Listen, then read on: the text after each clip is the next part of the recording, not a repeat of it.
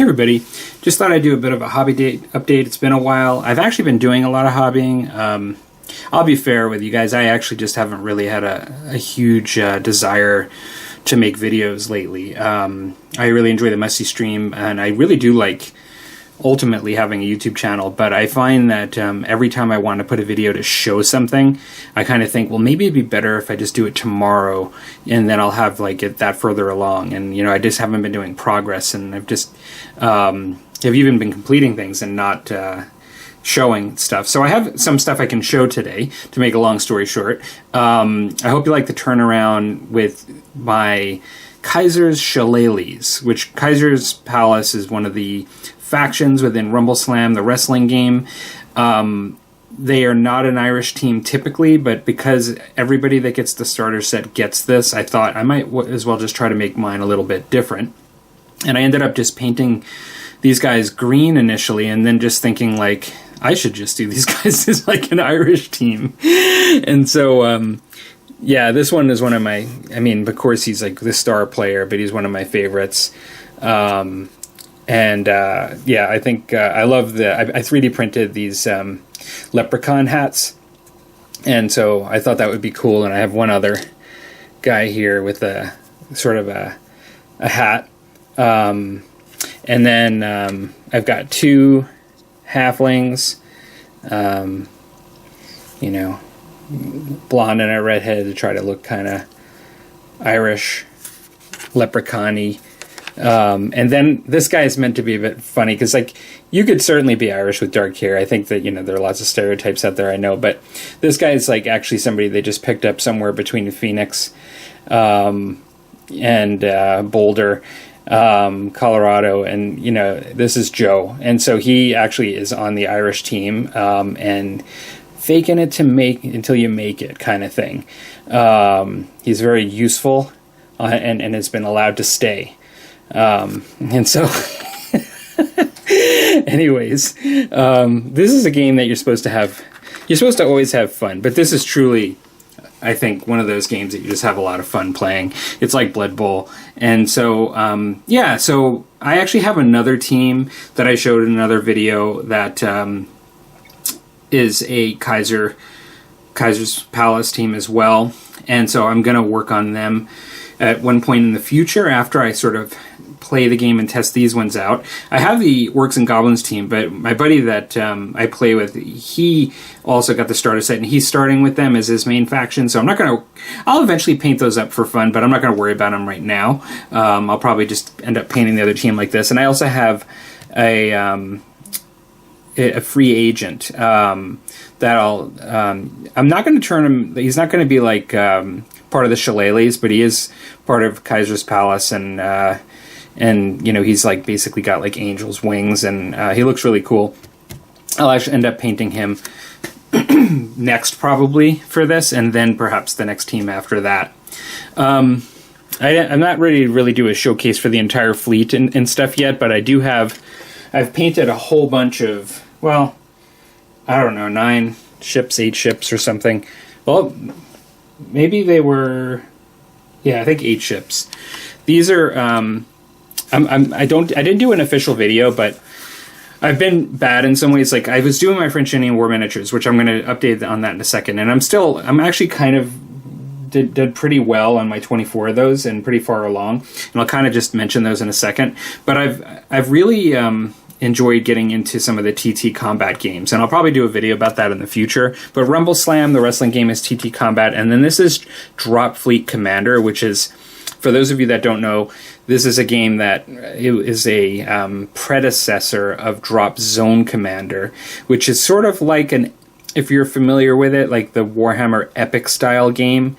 One of the hallmark things is it was all about the idea that fleets were like stuff is like dropped in, and from space, and even like vehicles were like dropped by aerial things, like dropped into a zone in the game, and you basically had like an epic style game, which was had like armor and infantry, and you were taking and holding like places and stuff. And I haven't played it, but it's the sort of original game.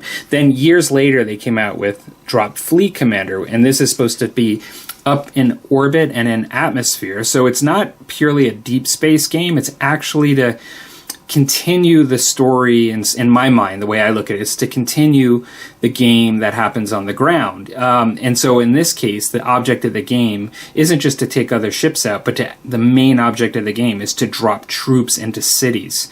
And so you're actually competing for, deploying troops onto the planet, which I think is really cool. And I really liked the rules from what I saw of it and some of the gameplay. And so I kind of got hooked really fast.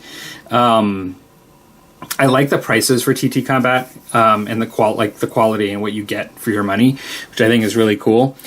These are the Scourge, and for those of you that might be not familiar with either one of them, these are the original baddies. And so basically, the Scourge were the ones that first invaded Earth, and humanity had to defend itself against. It kind of reminds me of Independence Day a little bit, in that, they were the first ones that kind of came in, to try to take over. This is a cruiser-style ship.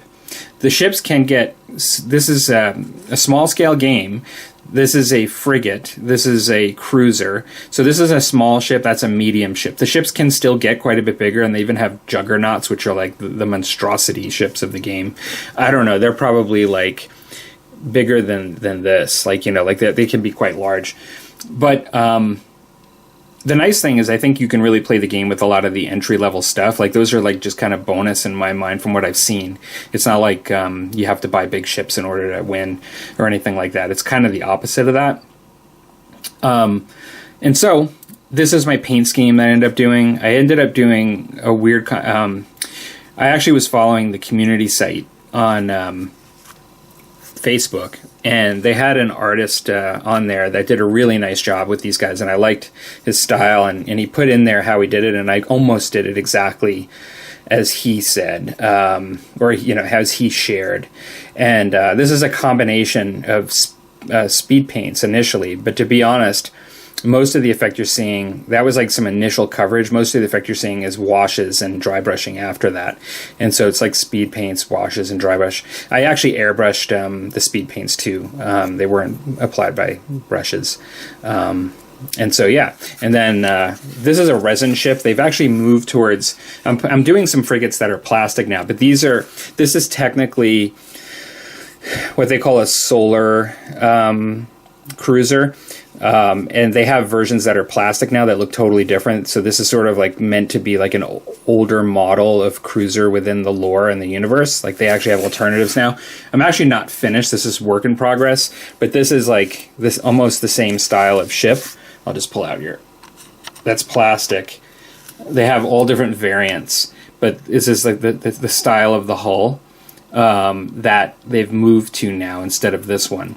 I actually like having both. I actually think it's kind of cool having the variants and stuff. With this particular one, because I really like the light ships that are plastic, with this particular one, I almost like the resin original models better. I really like these, the way they look. But I like these too. And these would blend in more with the larger ships with the tentacles and stuff. They kind of have that style look. So this one's not done. It's not as dark and defined as you can tell. I still have another wash to do, and then I have to do the details. Only other thing I was going to say is this is I'm not going to bring all my 24 out, but this is where I left off before I started painting other things. My work in progress of my my French Grenadiers. And yeah, happy with where I'm at. I haven't done any... I have more black to put in for some of the details and some of the other details on the model. I'm looking around as we're talking at the ones that I've finished.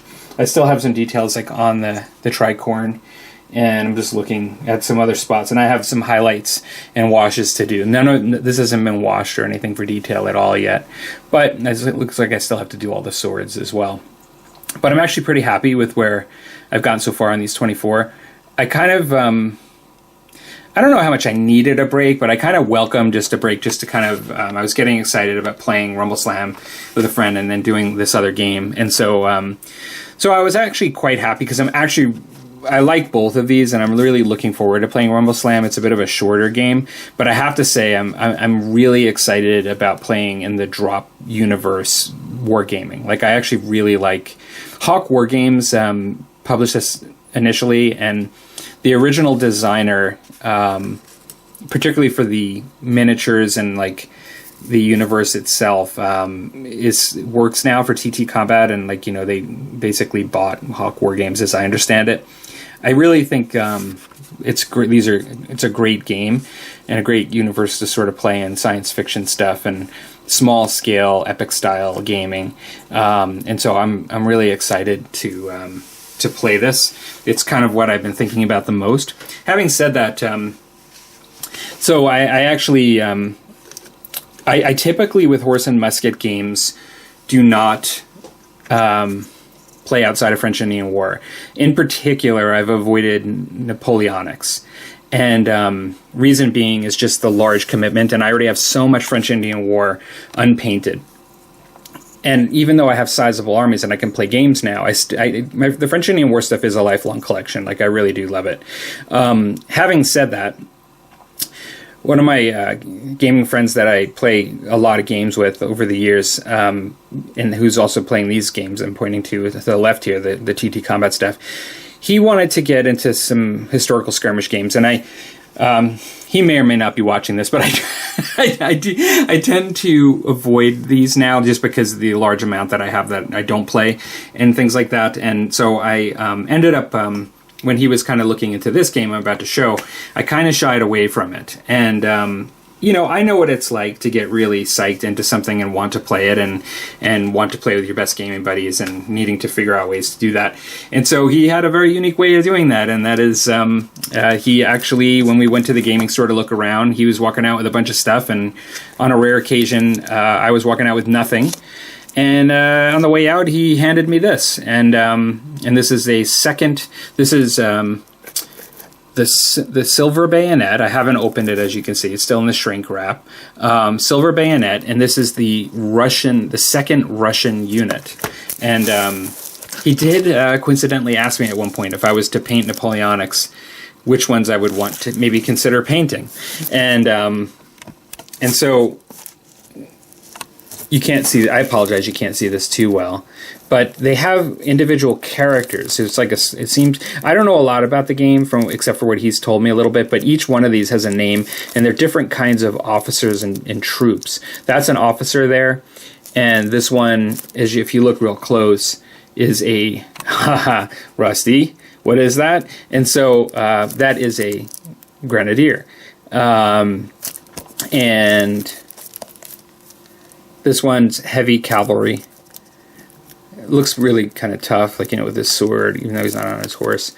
And this one, like, they just call this one an irregular, which is interesting. And so he's definitely got like the huge bearskin hat, huge beard.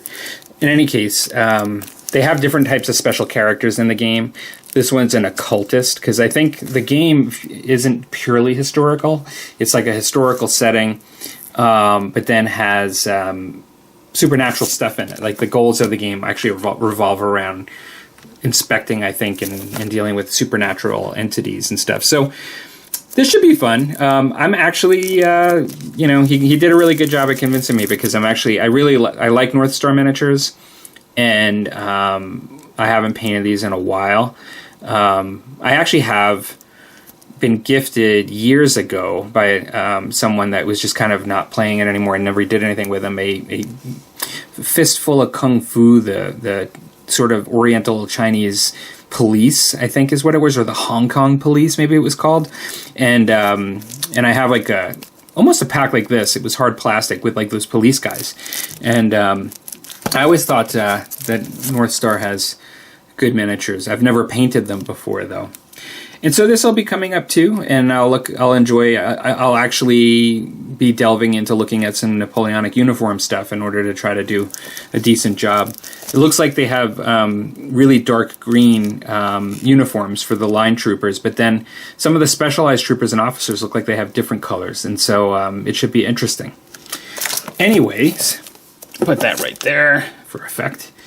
And I think, you know, I've got some interesting stuff going on. We will have a Musty Wargamers show next week, because we didn't have one this week. And hopefully I'll have some more stuff to show soon. Okay, hope you guys, it is Friday. I hope you guys, I realize this is the worst time to put a video, and I'm not at all strategic in trying to make my YouTube channel successful. I hope that you guys are doing well, and I'll talk to you later.